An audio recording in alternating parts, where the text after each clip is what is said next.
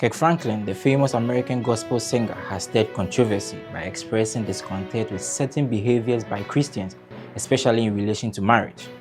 We will also give you a brief of what transpired in Parliament today when the Appointments Committee met to vet two nominees to the bench of the Supreme Court, and how netizens are reacting to the presence of some content creators and bloggers at a town hall meeting organized by the NDC on Monday. Welcome to graphic.com.gh, and from the Graphic Online TV newsroom, this is the news in brief.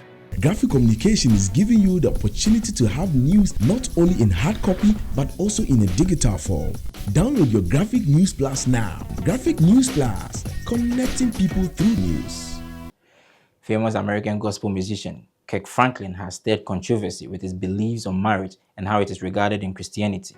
In a television interview last Friday, the 54-year-old said that marriage, giving, and sexuality have been weaponized by some people within the Christian faith. He specifically criticized the way marriage is portrayed, arguing that it has been misused as a tool to judge and put pressure on single individuals.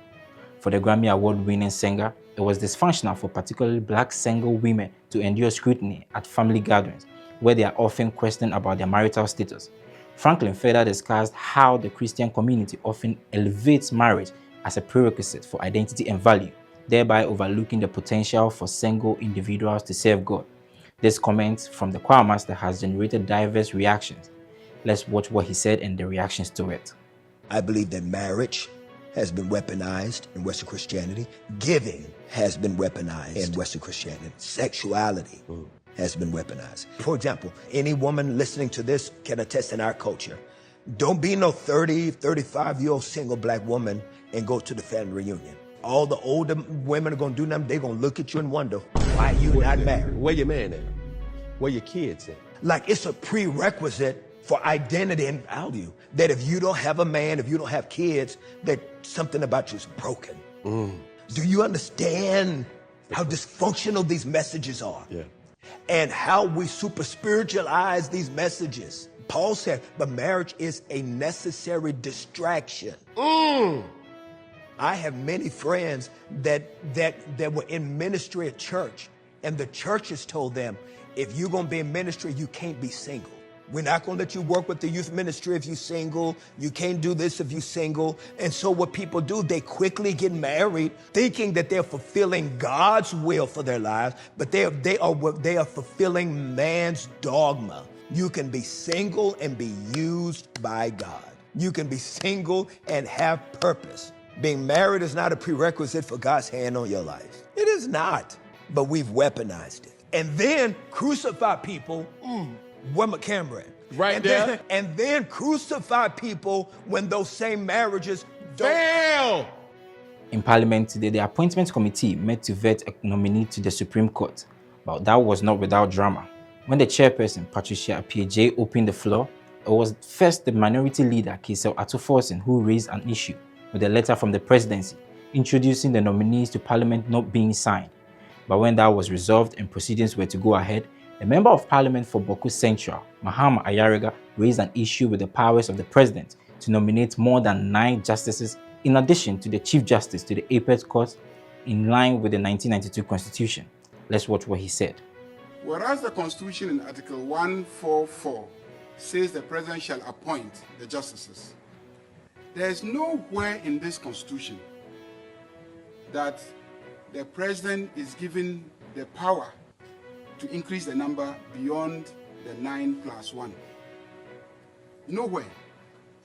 And I challenge anybody in this room to show me any provision in this Constitution that says that even though Article 1281 says 9 plus Chief Justice at the minimum, and you don't have an upper ceiling, that the person to decide that upper ceiling is the President. Who says the person to decide that upper ceiling is the President? Who? To show me which provision.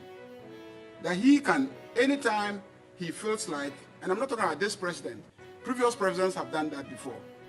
Mr. Ayariga's statement generated a debate with the majority side arguing that the vetting should continue so that the report will capture Mr. Ayariga's legal opinion. But on the other hand, the minority called for the vetting to be suspended and the issue referred to the Speaker of Parliament for a determination before proceeding. Mr. Yarige's motion was seconded by Minority Leader Dr. Kaisel Atuforsen, but the majority insisted that a vote on the motion should guide the committee's next steps. The chairperson, Patricia Appiagyei, subsequently suspended the sitting for 10 minutes. Let's listen to them, and then we can take the decision, and that decision will reflect in our report. Please, before we can proceed to take the questions, I want to recommend that we suspend sitting for just about 10 minutes and we'll come. Upon resumption, the chairperson ruled on the motion and the members voted. After the voting continued with Justice Sophia Benasco, ESA. Did not initially move a motion. He raised an issue, asking that it be captured in the report of the House for subsequent consideration. Thus, he cannot subsequently seek to transform his preliminary observation into a motion demanding a vote at the committee level. This committee has no power to entertain a motion aimed at stopping proceedings. For emphasis, I rule that preliminary objection